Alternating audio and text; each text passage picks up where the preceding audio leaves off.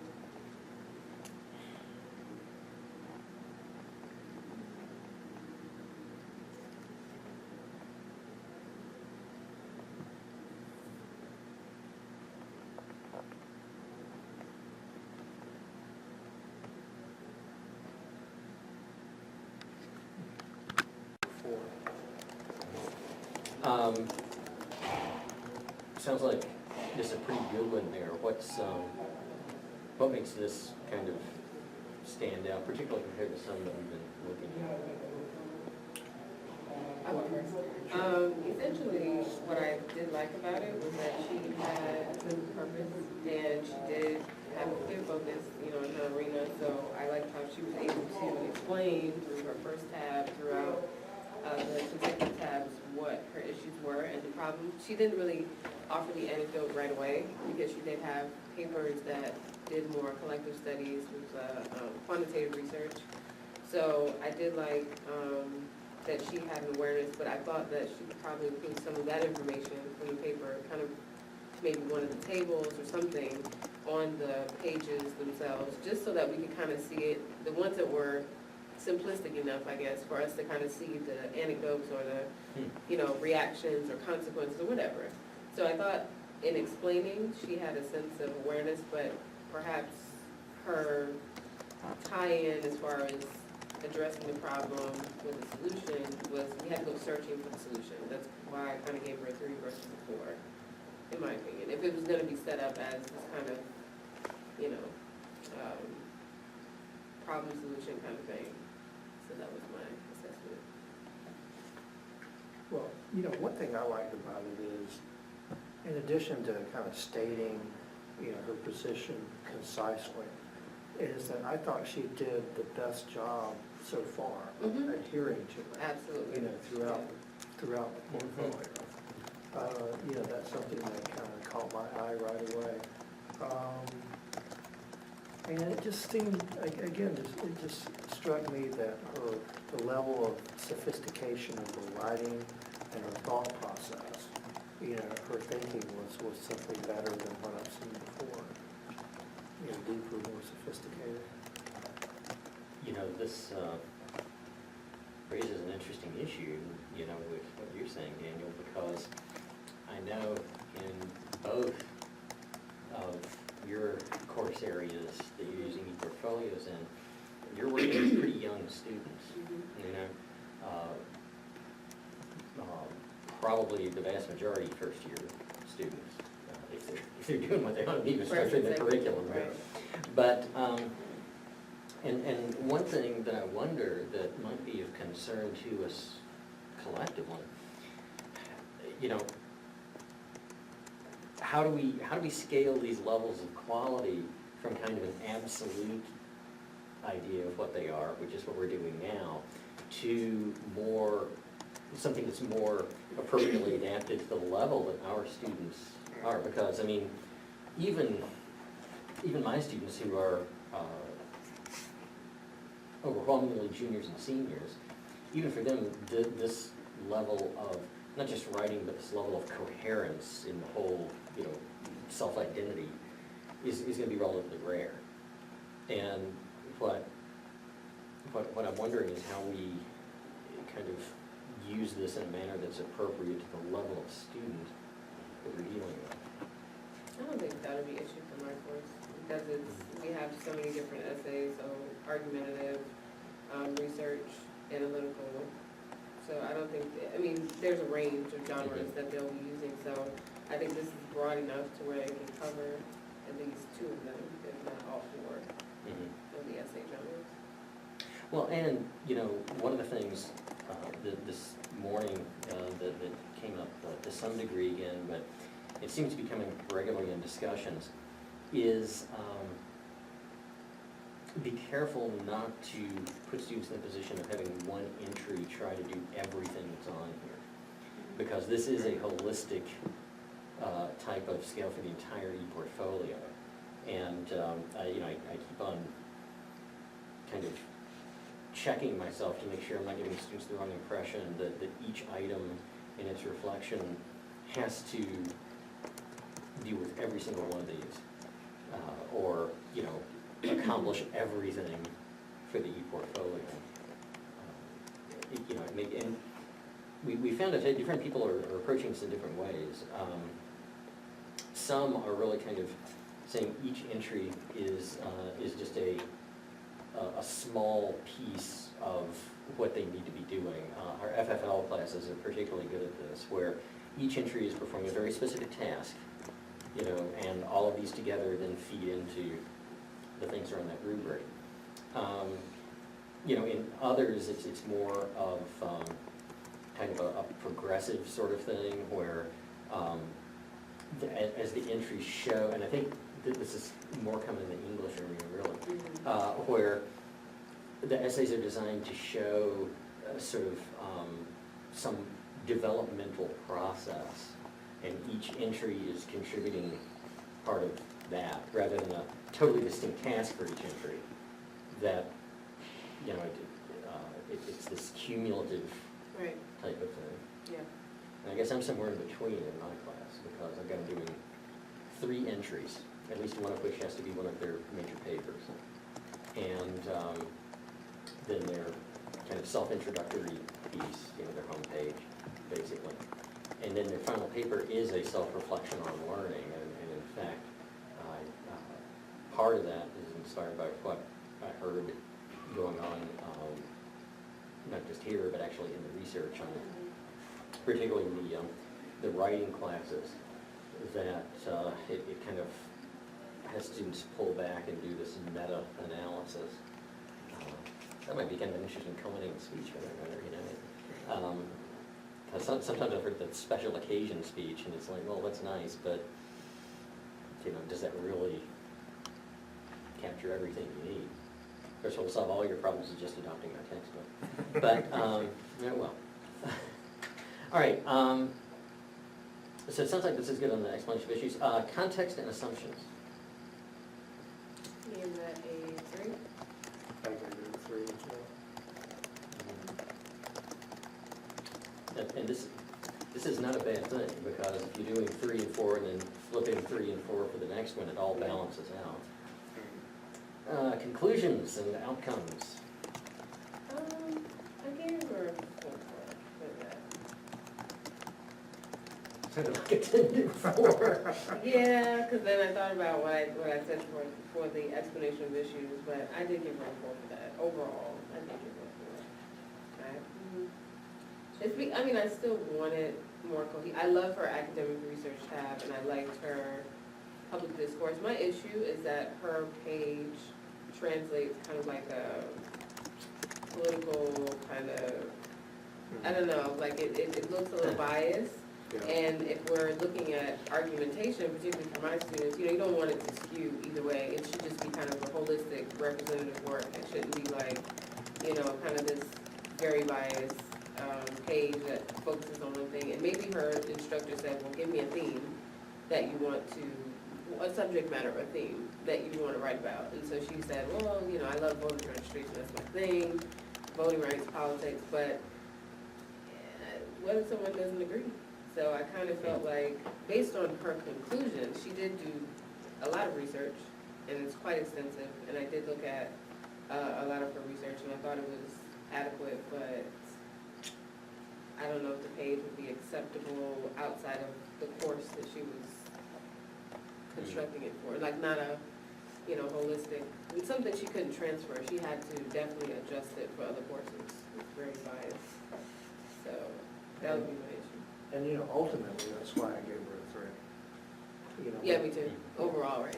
well, for this category. Oh, okay. When I got to the essay about the voter suppression bill, I'm like, oh my God. You know, certainly in terms of considering, you know, alternative viewpoints, I mean, that was, you know, that struck me as being more of just a partisan political rant. Sure, but her entire e-portfolio, I think, is skewed to her perspective. Oh, absolutely. So that's the only issue. If it was just that paper, Right. that'd be different. Yeah. Then we would, I mean, you know, but I think based on just her critical thinking, I think she was critically thinking, and I think her writing was well enough to get a 4, but I just think the entire portfolio itself wasn't good enough to be perfect or earn her a 4. That's why she got a 3 for the whole thing, but she did get a 4 in that category. Oh, here we go, yeah. Yeah, I love, like, as soon as you hit the fighting back section, it sort of slaps you in the face. And I have to admit, voter fraud is one of the best rhetorical tactics I've ever seen. It's like, oh, okay. Like fired up and fighting back and. Yeah. Okay. Yeah. Just looks like propaganda, so you gotta be careful. And of course, what's interesting to me is, she does, however, I mean, even though, you know, she's passionate almost to a fault and Yeah. that sort of thing, she does at least engage the issue on a level much more sophisticated than simple assertion. Right. You know, I mean, she has a position, she's trying to craft, you know, supporting material for the position, even when it's not an explicit research paper, she's using logical argumentation, Right. which is nice. I keep on thinking I'm going to the wrong place because of the way that she's linked up. It goes to the newspaper, and you have hunt for her piece and Yeah, and then lost it. I had trouble finding those articles. Yeah, and, you know, that though gets to one of these whole deals of, and I, you know, my students aren't gonna confront this because I've given them this lockstep structure, you just plug it in, right? But it does raise this question, and I think, Zeta, you actually brought this up very explicitly previously. If we're really using these rubrics as the foundation for evaluative purposes, it almost makes the construction of ePortfolio itself invisible. You know, I mean, it just kind of slips by, and yet, I think the way that we engage with the material really does affect our ratings. I mean, for me, automatically, my rating of some of this content is going down because for the life, you know, I am not going to plow through an entire issue of the student newspaper just to find her essay. And of course, that gets into this question of, well, is that like a strategic fault on her part? Or it might just be a limitation on what she knows about how to use the technology. It could be an issue that WordPress makes it difficult to link to things in certain ways.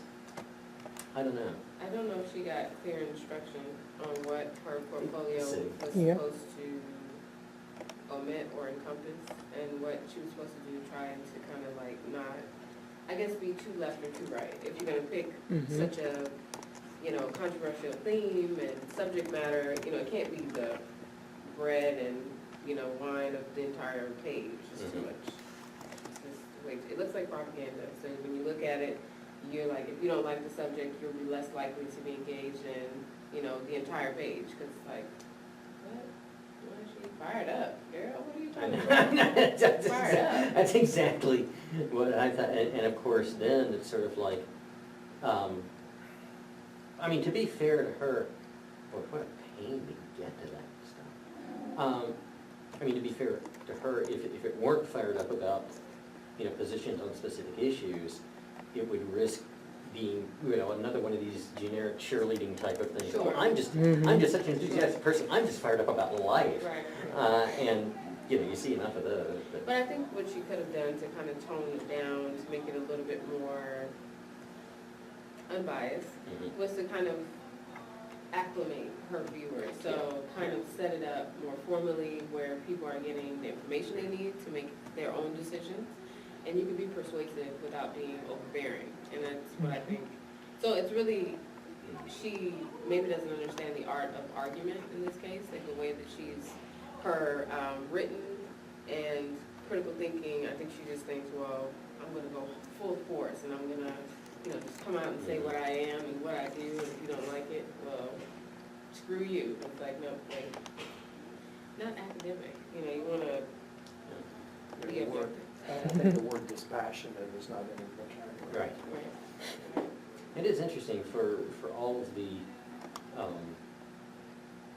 care that she's taken in these essays to really try to support her position with research. And That's what I'm saying. And pretty good analysis. Right. It's interesting that the bigger picture reflects almost none of that. That's what the problem is. And that's where, you know, you may well have hit the nail on the head there. That may be an issue of an instructional lapse. Right. Okay, the combo pair here, sources and evidence. I gave her 4 for both, because I think she definitely had a clear perspective, and she did demonstrate some sources and evidence when we got to the academic research tab, so I think 4 is adequate for those two.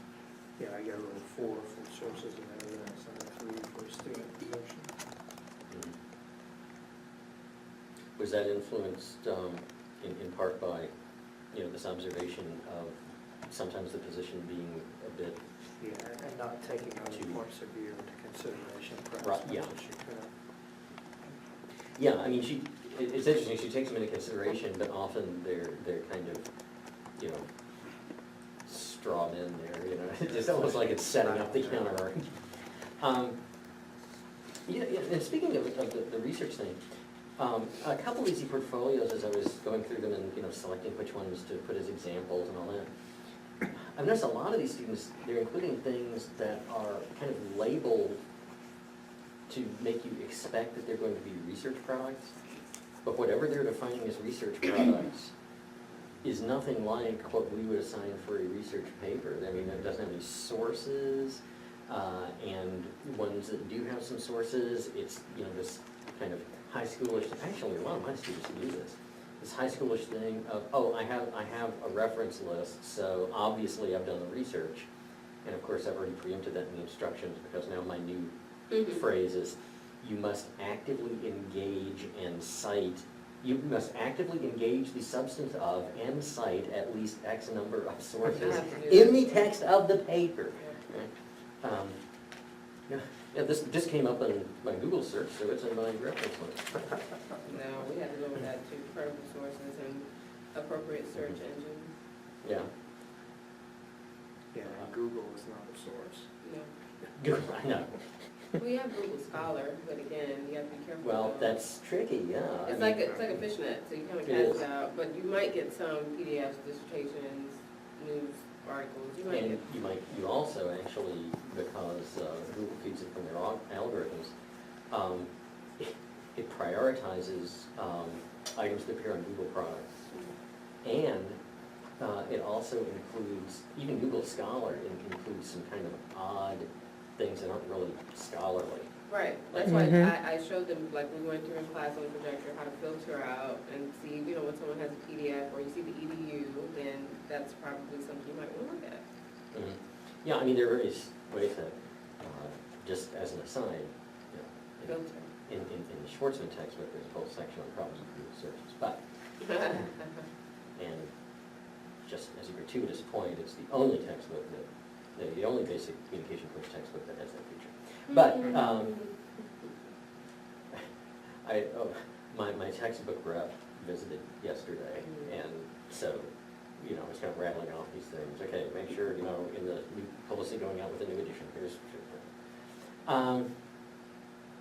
Did I give you a copy of that yet? Third edition? No. I know I gave you the second. Yeah, no, I don't Okay, have a yeah, I'll third. grab it. It might even still be wrapped for freshness. Ah. Okay, writing. Oh, we're in the writing side. Yeah, I mean, it sounds like, you know, everybody's kind of, Gave him, her, a 3. or it is, yeah. No, her. Gave her a 3 for context and purpose for writing. Yeah, I gave her a 3 as well. Yeah, I mean, and again, it's one of these deals where, obviously she knows her purpose, but somebody just coming into this is I don't know if just kind of being an advocate for one's cause is enough in and of itself, right? It seems like it needs, and I think again, this may get back to the big picture of what purpose is this e-portfolio serving for, you know, relative to the objectives. I mean, just so you know, most of these e-portfolios that we're using as samples are from universities that require students to do an e-portfolio to demonstrate some form of competencies, usually core competencies like this. And as a matter of fact, from the looks of it, I believe this e-portfolio is specifically geared to the sorts of things on the written communication competencies. These e-portfolios we're looking at also, and I can say this pretty much across the board, are going to be cumulative e-portfolios that students have assembled over the course of 4 or however many years they have been going to college. So to some degree, you're looking at products not only that are more ambitious than what we're doing, but they kind of have a different purpose.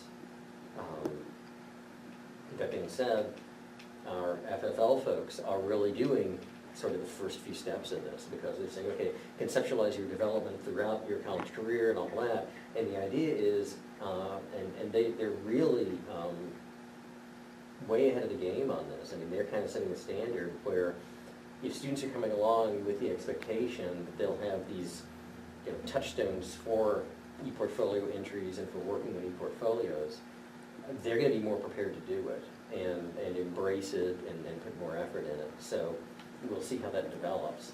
And if your first year program goes in that same direction, I think you'll also see that it's a much quicker move, you know, to get them into that e-portfolio mode.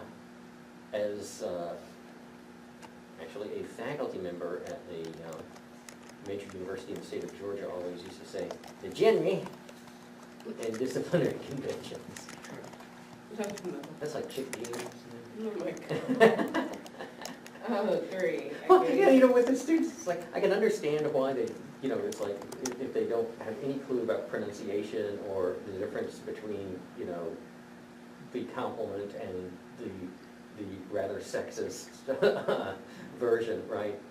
But if they just put some thought into it, like, what manufacturer would voluntarily name a clothing product for women Chick Jeans? I mean, it's like, you know, but, It's crazy. yeah, I mean, okay. We're selling a car in Mexico called the Nova. Right, yeah, yeah, you use that classic example, yeah. Or actually, if you, a better example in the United States, and the sad fact is, it just shows that Americans aren't real bright. The Chevy Caprice, a car named Randomness. You know, oh yeah, how reliable is this car? Well, it's named Randomness. Oh yeah, well, it must be good, you know. But it's like whim. Yeah, most So people- when will it work? Oh, whenever it wants to. Yeah. Okay, what about the GNRE and disciplinary conventions? Of course, for these, to some degree, we have to kind of infer the disciplinary conventions, although it seems that this is a bit more, you know, focused on a discipline of written communication. I gave her a 3. She did include a paper for English. I think it was a research paper Right. under her academic research. And the only thing I didn't like about it though is that she has like subheadings, which she did that for most of her papers. I saw 2, and I felt like she was mixing the APA and MLA conventions. Because you're not really supposed to use subheadings in MLA. You're right. So that's an issue, and then she italicized some of the subheadings, in which case you don't do that for APA either. So one of my instructors in graduate school told me that when you do that, you're trying to make sure that you organize your paper because you're not as confident if it's not an APA format to organize it yourself. So you put the subheadings there. So I think as far as her format and genres, the genres in terms of research or argumentation were fine. She had heard to those, but as far as her formatting and just her understanding when and where to utilize, I think if she wasn't just doing research, then she shouldn't have used any APA conventions at all. She should have just stuck with the MLA for the English class and not used a mixture of the two. Because she also had a works cited that wasn't formatted properly with minor errors, so a few issues there in terms of where the papers were coming from and the type of papers they were. Although you do have the argumentative research genre mixture, you can mix the two, which we do in 101, but yeah, not the format. You wouldn't mix them up, I don't think. Yeah, it's interesting because when she's using APA format, it's, you know, pretty well done. When she's using MLA format, actually, that's even better in its execution. It's just odd that they're both kind of in there. Yeah. Of course, it may be some quirky thing for the assignment. Yeah, I mean, it could be misleading. I know some instructors don't mind subheadings for MLA, but you want to be careful because APA specifies, you know, level 1, level 2 headings, so you don't want to, Yeah. you know, mislead, and then you see a works cited and you're like, well, can I use this? Do I need a cover page? That's why people don't know. And, of course, you know, when my students use headings and subheadings, makes the paper a little longer. Well, like I said, it's used more so for organization purposes, which, again, I think for the purposes of her research, that helped her, including the charts and stuff. But I think just adhering to one or the other might have been okay in terms of her competency on how to, you know, use MLA or APA. Yeah, and I would have a feeling that if we were at the point, I don't see this happening in the foreseeable future at either of our universities, but I think if we, as an institution, got to the point of saying, by golly, we're gonna require e-portfolios and we're gonna focus on written communication as one of the competency sets, we would probably say something like it demonstrates mastery of an appropriate style for whatever discipline the student's major is. And it's interesting that that's kind of left wide open here, but I think that's the sort of thing that's assumed in here. Other things on that? Well, I rated it the same as a 3. How about, how mechanics and syntax about are it? Well, Any clip, by the way, of Yoda is such a great way to teach syntax. I love you. Yes, well, I just thought something very briefly, and well, we went over it again. Always be brief, but, so syntax and mechanics, I mean, she was a 3. I saw some places where she didn't address prepositional phrasing, and she had some issues with, semicolon usage, transition words in the middle of sentences, so, I mean, it was small stuff, but she has to be careful the way she transitions sometimes in the middle of the sentence, and, prepositional phrasing, stuff like that. So that's about it. Yeah, I gave it a 3 as well. I saw some of those same errors. Yeah, and one other thing I saw happening here, even though conceptually, I think it was a pretty sharp, she had a pretty sharp understanding of concepts. Occasionally, I found her kind of just missing on the word or phrasing she needed for things, and that was particularly prominent, because the first example I saw of that, now of course I won't be able to find it, but it's like she was searching for one word and had a closely related word that was almost a homonym but not quite. It was like, oh, do you really mean that? And of course I won't be able to find it,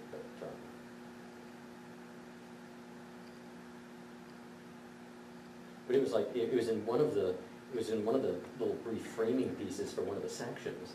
And I thought, oh, well, that's just one of those cases where there's there are much higher stakes for that. And now, of course, it escapes.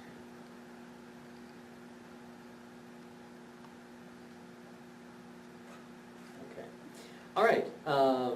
Very good. And if you could, on those paper evaluations, just please write your name and which e-portfolio number. Yes, all done. I never cease to be amazed at, like, when we do in-class exercises, the first thing I say is stop, put your name. Oh, everybody's like, And it's like, I still get people with no name. 20%, I mean, consistently 20% of the stuff coming in with no name. And I'm going, folks, you're like, going into the work world in a few months. Oh, we're getting very, very close to. Okay. I'll send your homework assignments. What we're shooting for is getting everybody aligned to having completed the same number of e-portfolios, and then once we have a decent enough sample of ratings, we can go back and figure out, okay, where aren't people seeing eye to eye? Often with these sorts of things, it will tend to be that there are certain sub-competencies particularly, and in fact, I just got a message this morning from our GA liaison, well, not GA liaison, she is in general administration, the vice president for academic planning for the university system. But she is who kind of oversees the General Education Council that sponsors our grant. And her remark was, because they're asking for another interim report from us on what we're doing and how things are going. And she said, really, it's these sub-competencies where, in her words, the rubber hits the road for evaluation. Because she said, if we can't get down to these specific levels of evaluation, it's unclear how much more the value rubric would offer than just like a letter grade evaluation. Because that really amounts to what it becomes if you don't have those subcategories.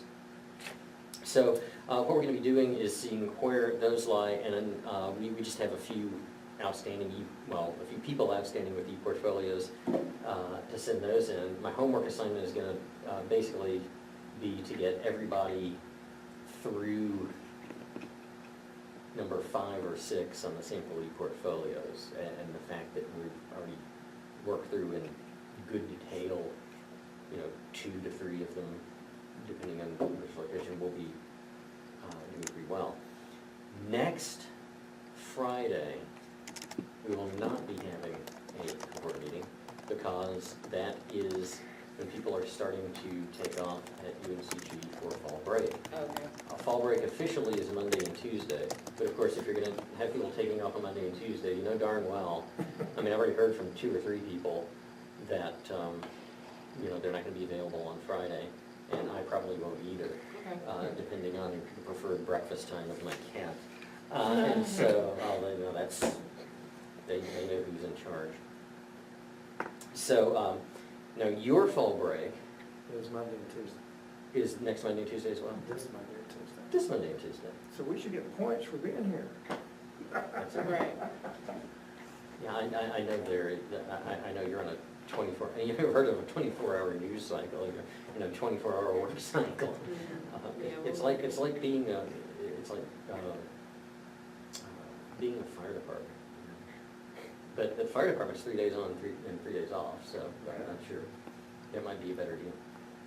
Okay, but anyway, so we'll take a break next week, and what we'll do is we'll go ahead and say, all right, we would expect to get in X number of more e-portfolio evaluations from everybody, so that we have both the overall ratings, which I'm not terribly worried about converging, that's the easy part. But the interesting issue is what's happening on these finer levels. Because we really have 3 levels of evaluation. One is the holistic level overall. What, is this a 1, 2, or, well, a 0, 1, 2, 3, or 4 e-portfolio as a whole? Then it's like, okay, then this is something we actually haven't looked at. It's easy to separate out, Chantel, and that is see where we have convergence on critical thinking and then on the written communication, which will be interesting in itself. But the really important thing is those 8 categories. We'll see. And of course, depending on those results, that enables us to determine when we stop evaluating sample portfolios. Because after we've achieved several passes where people are really tightly clustered together throughout the sub-competencies, we can say, okay, we all look at this in an acceptably similar way, we can move on to other things. And I think those other things are going to be much more heavily concentrated on kind of working through the day-to-day experiences we're having. They're going to be true troubleshooting sorts of things, like, are the students really getting the hang of the platform, or, what do they seem to be needing in the way of help? That's really important too, because, what I didn't tell you, brace yourself, the state funding for the grant was restored. Now it's this weird game in North Carolina where the state gives you money for the grant, and at the end of the fiscal year, they take the money away, and then when they decide to pass the budget for the next fiscal year, they put the same money back that they took away. So aside from forcing Chantel to work without any pay for like 4 months and things like that, it actually is this totally senseless process, but that's how it works. And the reason I mention that is based on what you tell me that students are needing for understanding e-portfolios, for constructing them well. That is going to help us shape the assistance resources we have. Our Digital Act Studio is working on web-based resources to help students with e-portfolio construction regardless of platform. Now that the funds have come in and the students have been, well, their students are in the process of being hired to construct those resources, not only will there be, you know, the usual kind of, you know, chat or email help through them, but we're all going to be able to access their web resources, which I think right now they're going to open up for us a private area of the digital studio site at UNCG. So it'll be some sort of thing where probably you just have to click on it and then they'll ask for like your Blackboard password and yeah, that's how you get in. But that's on the way. But the more we know about everybody's experiences with students using ePortfolios on the ground, the better able we'll be to adapt to that. And some of it may be, you know, Chantel or I are both, you know, doing some sort of video help resource or feeding you lots more samples of ePortfolios in your chosen platform. And actually, one good thing, if you're dealing with education, I mean, you can ask them and they'll, you know, dump a pile of these on here because they like to have these showcases of their products. Okay. Well, thank you very much, and stay tuned for our homework assignments. And they're not going to get any nasty things from me saying you've got all these overdue evaluations, right? Oh, everything's going well so far. Okay. I just have to harass the people I see every day.